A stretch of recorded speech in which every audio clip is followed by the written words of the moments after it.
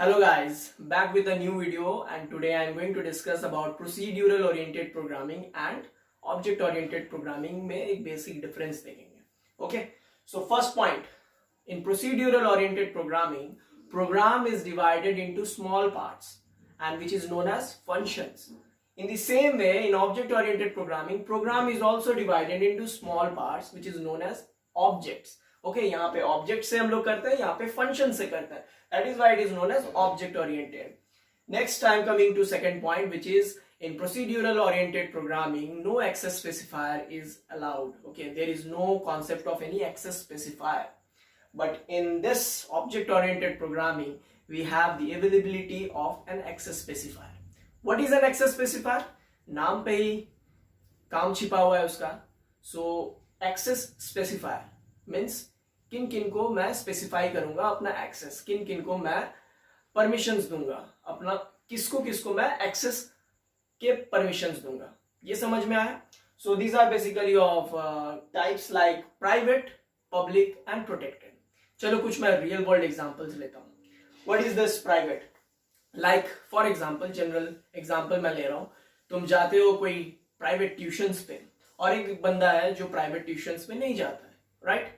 सो जो नोट्स उस टीचर ने तुम्हें बताया या वो जो नोट्स वो लिखवाता है वो सिर्फ तुम तक ही है, और जो बंदा नहीं जा रहा होगा उसका प्राइवेट ट्यूशन उस तक तो नहीं है, वो नहीं एक्सेस कर पाएगा उसका notes.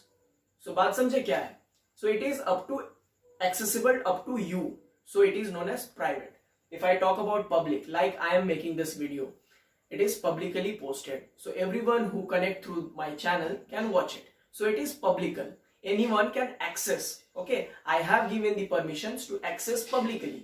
Third point is my protected. You have your data, तुम्हारे फोन में अपना तुम्हारा डेटा होगा, सब कोई तो नहीं एक्सेस कर सकता है.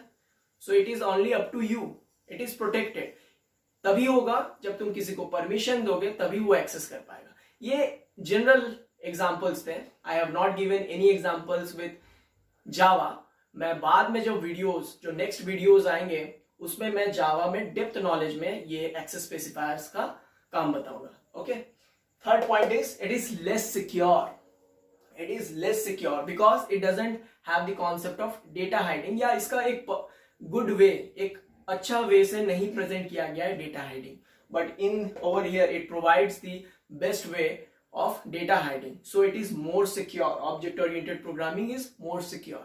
अब दिमाग में आ रहा होगा what is a data hiding?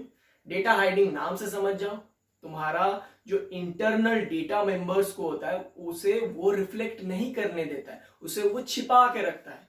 Getting it? अगर नहीं समझ में आया कमेंट करना. Okay, last is my overloading is not possible. Overloading यहाँ पे पॉसिबल नहीं है, और object oriented programming overloading is possible. नाम देखो, ओवरलोडिंग मीन्स सेम तरह की चीज एक से ज्यादा हो और थ्रेशोल्ड से ज्यादा हो तो उसे हम लोग ओवरलोडिंग कहते हैं in general language, right? But over here overloading is possible. What is an overloading? When you